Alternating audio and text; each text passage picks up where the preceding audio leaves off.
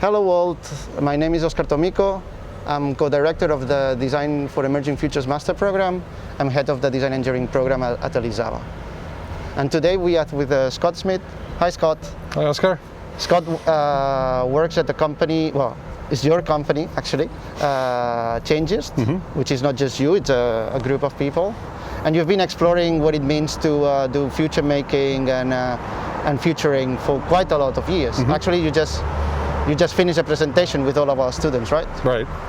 So I just have a few questions that I'm going to ask you, so if you're okay with it.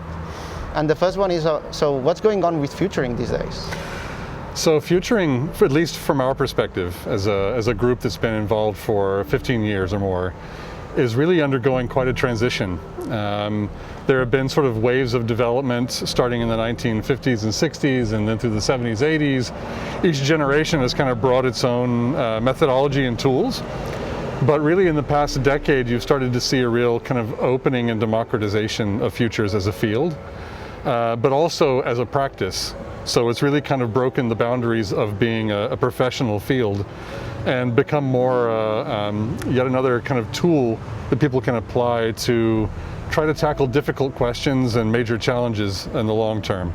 And design has become a really interesting part of that for us as a kind of piece of the toolkit. Do you think that it's more necessary now than before?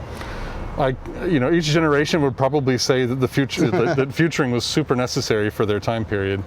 Again, in the 1970s, dealing with ecology and population, each one has its challenges, but we're facing some enormous transitions. So, energy transition from petroleum to renewable resources, health transition, dealing with massive issues like obesity around the world, climate change.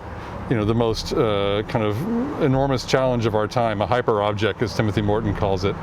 Education, business, mobility, all of these sectors are undergoing a huge change, but we have to think really long term and systemically about how to best kind of affect that change and to help it come into the world.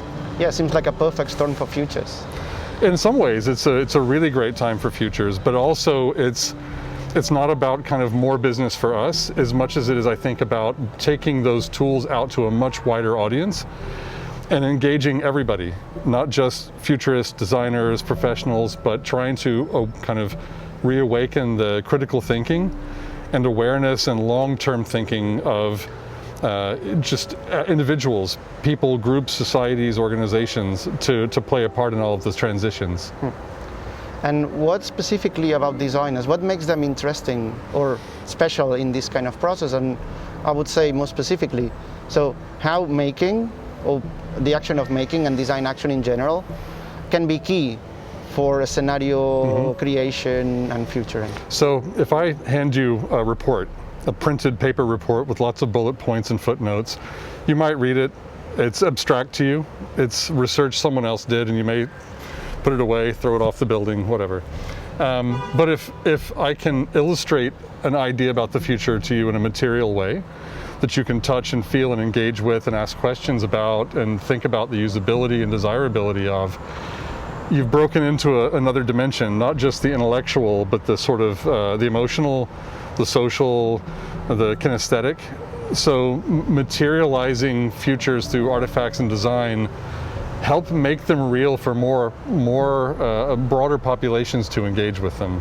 And it's yet another kind of problem-solving tool for us. Yeah, in the MDEF Master Program, we talk about design interventions, because the idea of like the object that we are making, it's not per se the one that will populate the future, but it's more like an object that creates, as you said, more questions that discusses.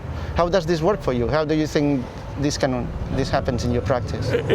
For us, it's been a really, really useful kind of addition or tool, not just because of the object itself or an experience or some kind of immersion. That's often not the end point, but sort of the midpoint to ask those questions, but also the kind of the tools that design can provide in terms of social inquiry, understanding complex systems. It's sort of complexity and systems change. All of those things kind of get enhanced through bringing a design lens into the conversation not as the only sort of means, but as a kind of complement or a boost to thinking about the future and acting on it. Cool. And now that you're talking about complementing design action, who else do you think should be in this team? We really need everybody in. I think, designers need to be able to work with policymakers. They need to be able to work with citizens.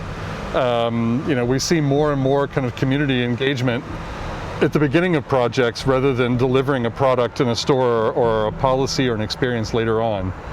And I think, being able to kind of open up processes that allow in the people who will live in that future, the people who will either benefit or might be harmed by a particular future, can play an important role in that. So I think designers need to be thinking about all of the actors in the system and how they can help create a conversation amongst all those actors to determine a better future.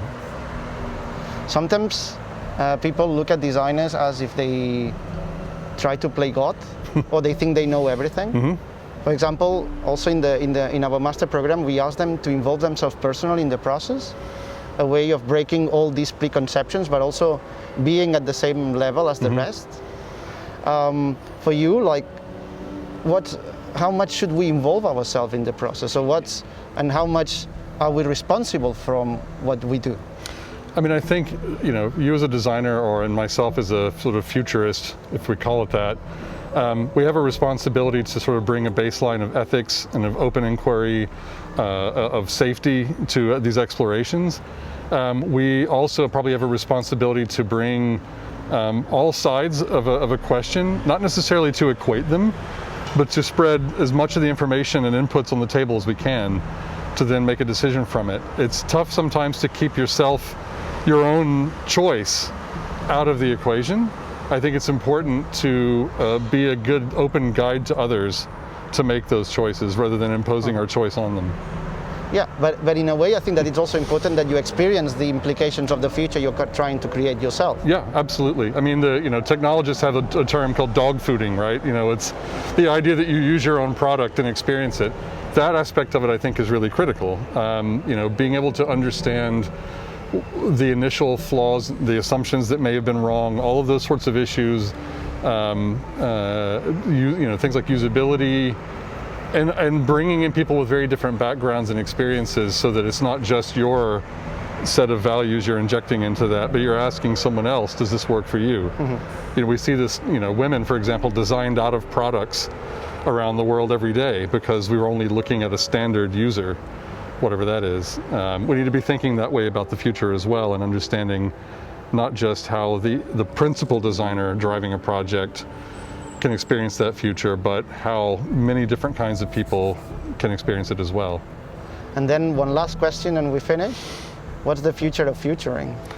Wow, the future of futuring I think is much more, looks less like a field and more like a kind of enhancement or lens to many other disciplines.